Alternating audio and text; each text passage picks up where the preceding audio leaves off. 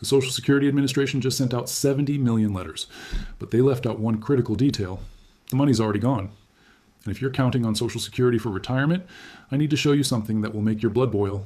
Look, I'm going to be straight with you. What I'm about to reveal isn't speculation. It isn't fear-mongering. It's math. Cold, hard, undeniable math. And the numbers tell a story that the government desperately doesn't want you to hear. Because if 70 million retirees understood what's really happening to Social Security, there would be riots in the streets. Let me start with a question. Do you know how Social Security actually works? And I don't mean the fairy tale they taught you in school. I mean the actual mechanics of the system. Because once you understand how it really operates, you'll realize why it's doomed. Here's what most people think. You pay into Social Security your whole working life. That money goes into your personal account. It grows over time. And when you retire, you get your money back with interest, right? Wrong. That's not even close to how it works. Social Security is a pay-as-you-go system. The money you're paying in taxes today is not going into an account with your name on it. It's going directly into the pockets of current retirees. Right now, this minute, the Social Security taxes being deducted from your paycheck are being used to pay your grandmother's benefits. The system only works if there are enough young workers paying in to cover the benefits being paid out to retirees. It's a demographic pyramid scheme. And like all pyramid schemes, it collapses when you run out of new people at the bottom. And guess what? We're running out of people at the bottom. In 1950, there were 16 workers paying into Social Security for every one retiree receiving benefits. 16 to 1. The math worked beautifully. In 1960, it was 5 workers per retiree. Still sustainable. By 1990, it dropped to 3.4 workers per retiree. Getting tight, but manageable. Today, it's 2.8 workers per retiree. And by 2030, it'll be 2.3 workers per retiree. By 2035, we're looking at barely 2 workers supporting each retiree. Do you see the problem? The pyramid is inverting. We have more people taking out than putting in. And when that happens, the whole system implodes. But it gets so much worse. Because the Social Security Administration has been lying to you about something called the trust fund. They want you to believe there's this massive pot of money sitting somewhere, earning interest, ready to pay your benefits. Let me tell you what the trust fund really is. It's an accounting fiction. It's IOUs that the government wrote to itself. Here's how the scam worked. For decades, Social Security collected more in taxes than it paid out in benefits. So what did the government do with that surplus? Did they invest it wisely? Did they put it in a safe place? No, they spent it. They spent it on wars, on programs, on everything else in the federal budget. And in exchange, they put treasury bonds into the Social Security Trust Fund. Now, here's the thing about those treasury bonds. They're not real assets. They're promises. They're the government promising to pay itself back. It's like taking money out of your savings account, spending it, and then writing yourself an IOU and putting it in the empty account.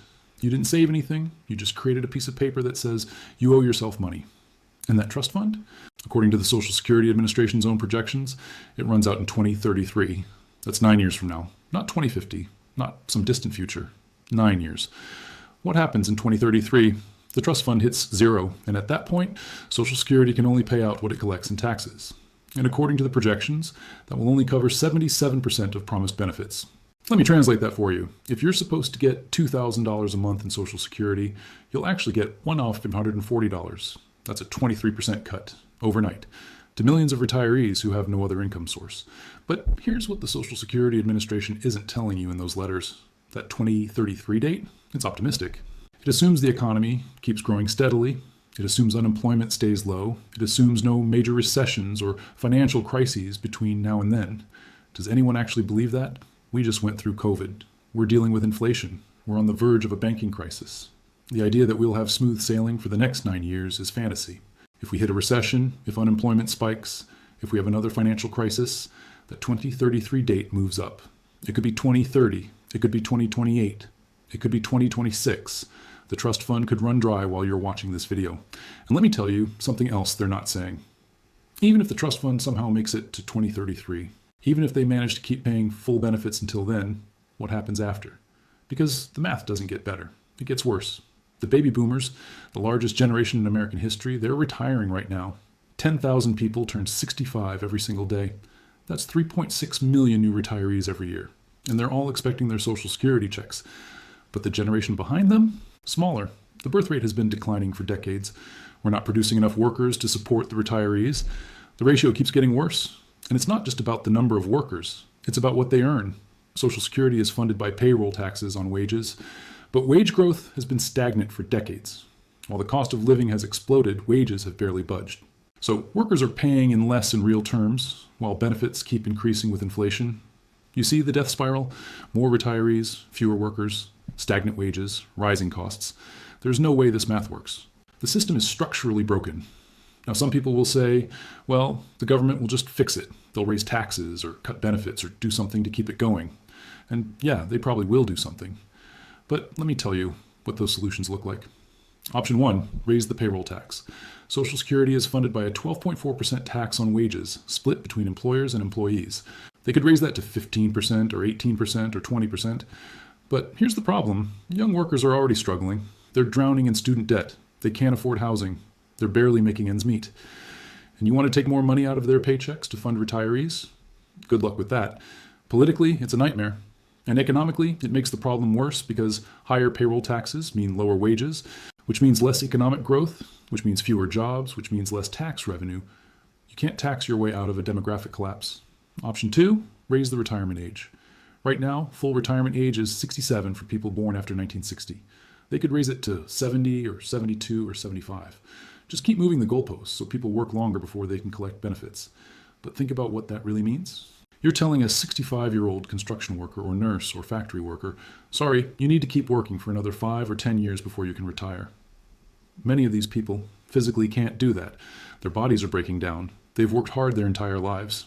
And now you're going to make them work until they literally die on the job? Plus, raising the retirement age doesn't actually save that much money. Because many people will just claim disability benefits instead, which comes out of the same pot. You're just shifting the problem, not solving it.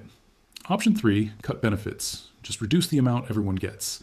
Instead of $2,000 a month, you get $500 or $1,000. Just keep cutting until the math works. But here's the reality. Social Security benefits are already barely enough to live on. The average benefit is about $1,900 a month. Try living on that. Try paying rent, buying food, affording medicine, covering all your expenses on $1,900 a month. It's almost impossible in most of America. And you want to cut that? You're going to push millions of elderly people into poverty. You're going to have seniors living on the streets, choosing between food and medicine, dying because they can't afford health care. Is that really the America we want? Is that how we treat people who worked their entire lives and paid into the system? Option 4 means testing. This is where they say, if you have other retirement savings, you don't get Social Security. We'll only give benefits to the poorest people. Sounds fair, right? Wrong.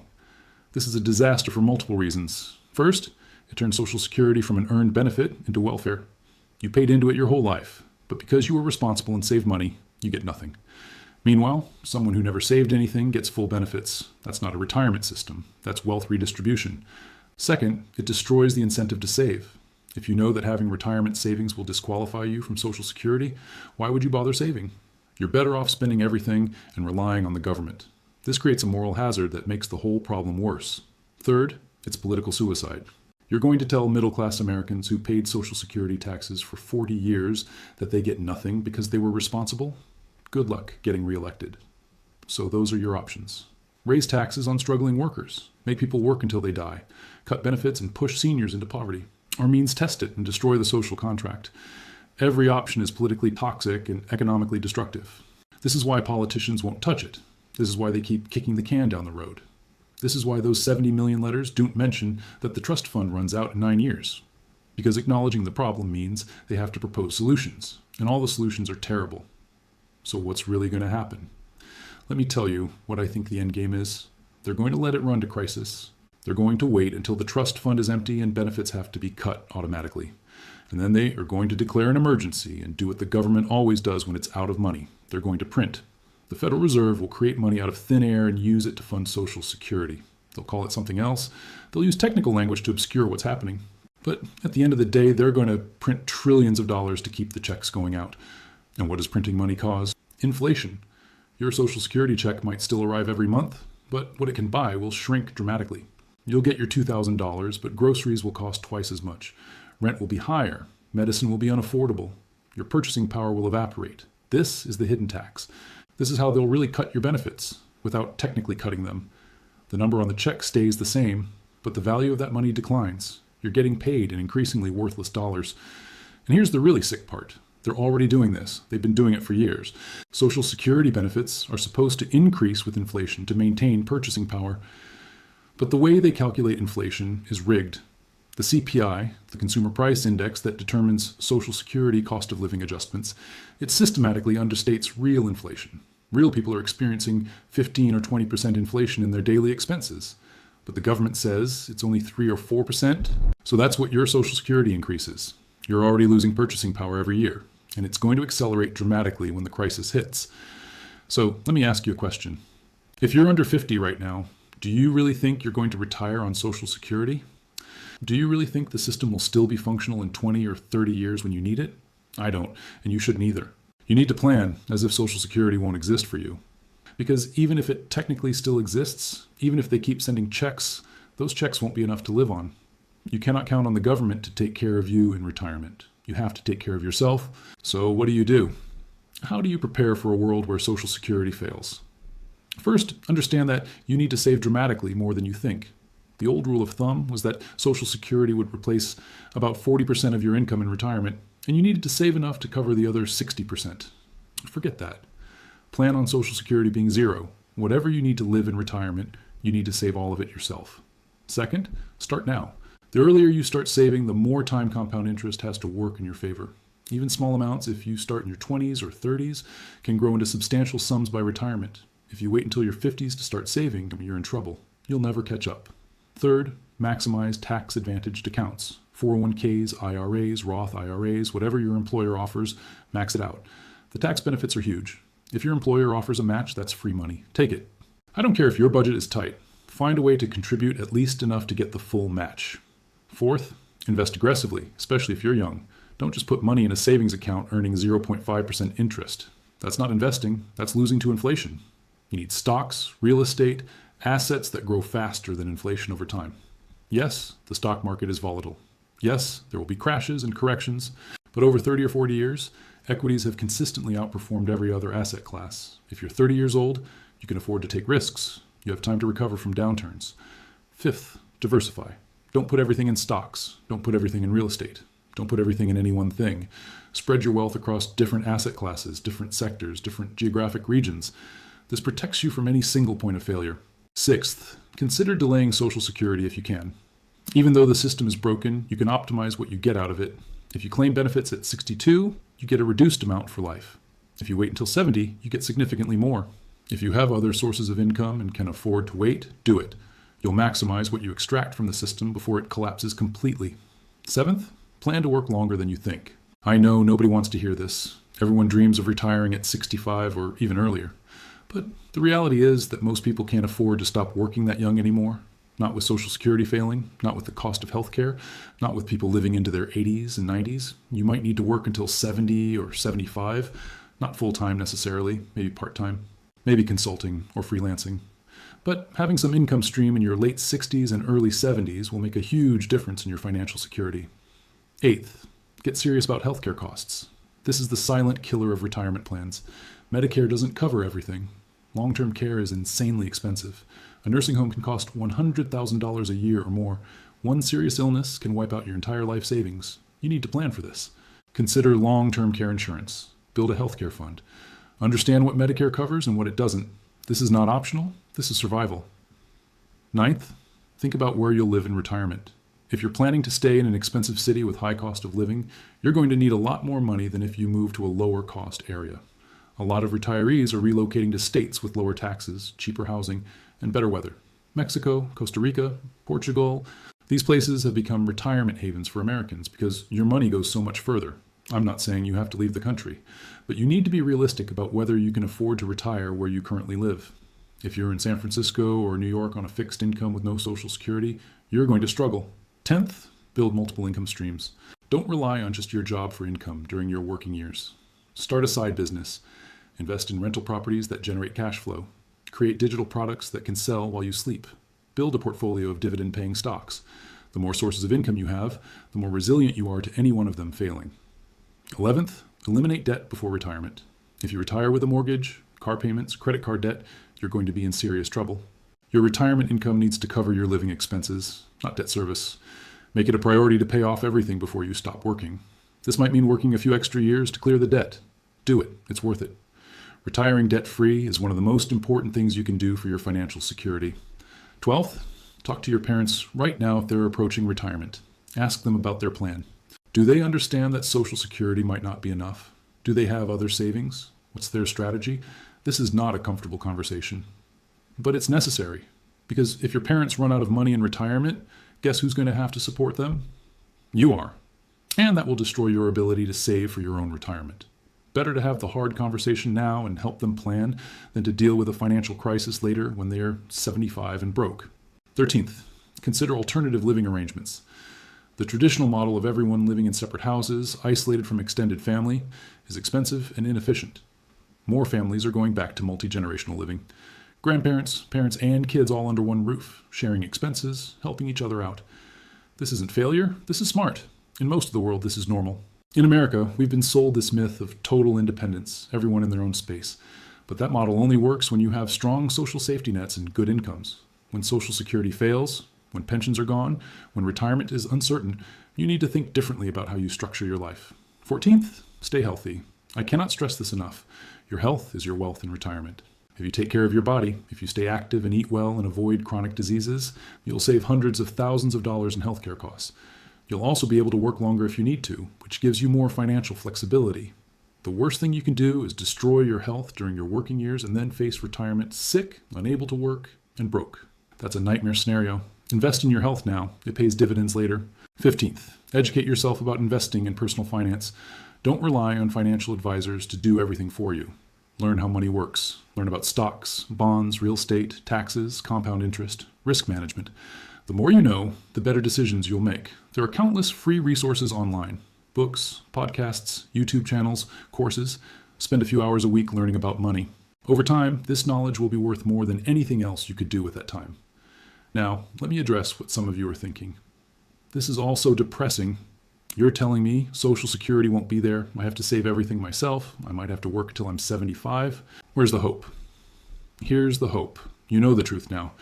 You're not going to be blindsided. You're not going to be one of the millions of people who get to 65, expect their Social Security check to cover their retirement, and then discover the system has failed. You have time to prepare. You have time to adjust your expectations and your plans. You have time to build a retirement strategy that doesn't depend on government promises. And honestly, there's freedom in that.